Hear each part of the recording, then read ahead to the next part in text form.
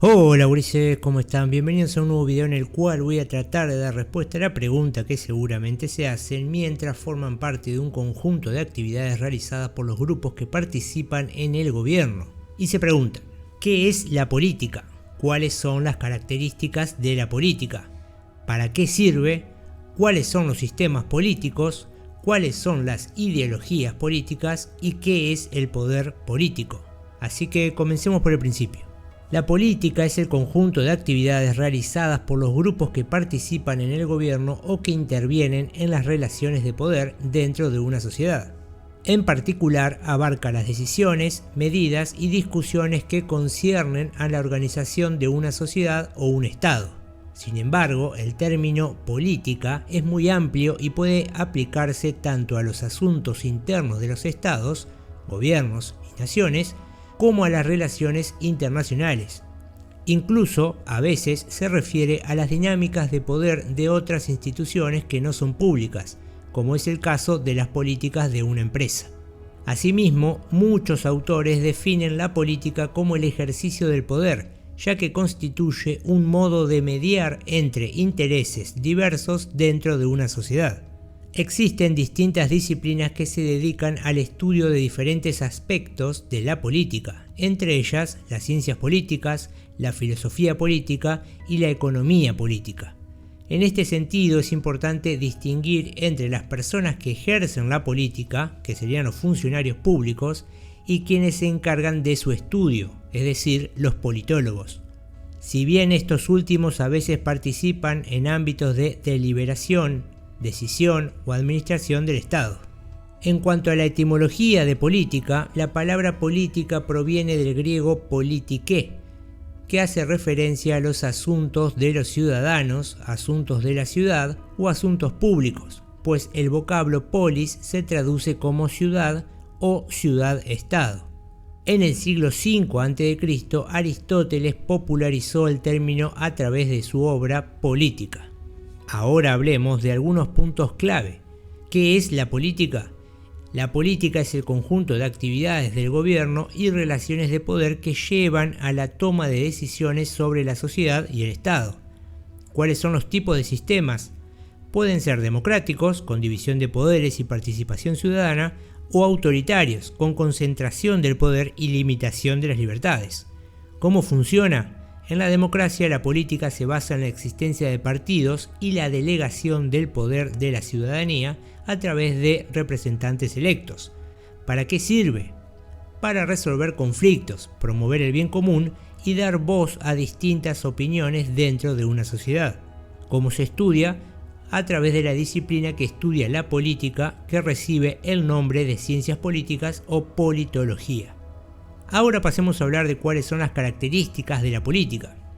Entre las principales características nos podemos encontrar con el ejercicio del poder.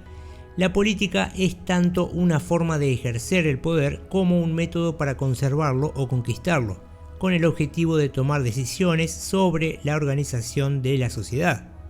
Luego tenemos la representación ciudadana.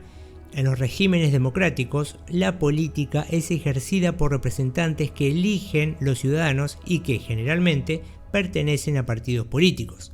La resolución de conflictos. Uno de los objetivos principales de la política es resolver conflictos dentro de una sociedad y garantizar el bien común. Las responsabilidades. La política comprende una serie de actividades, funciones y responsabilidades cuyos alcances y limitaciones suelen estar contemplados en una constitución. La participación ciudadana.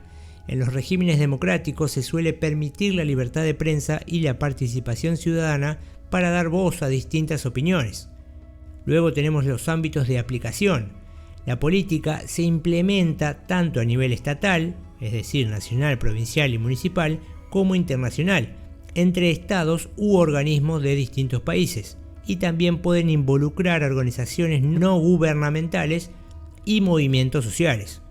La variable según el régimen. La política suele adquirir características diferentes según el sistema político y la forma de gobierno de cada estado. Y por último, destacar el objeto de estudio. La principal disciplina que se encarga del estudio de la política es la politología, también conocida como ciencias políticas, y sus especialistas se denominan politólogos.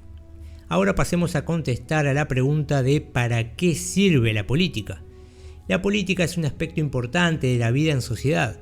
Surgió como una respuesta a la necesidad de los individuos de convivir, tomar decisiones colectivas y regular los desacuerdos y conflictos entre los miembros de una sociedad. En los países regidos por la democracia, la política permite a los ciudadanos participar en los asuntos de interés público. Esto se logra a través de representantes elegidos mediante el sufragio para que ocupen los principales cargos políticos.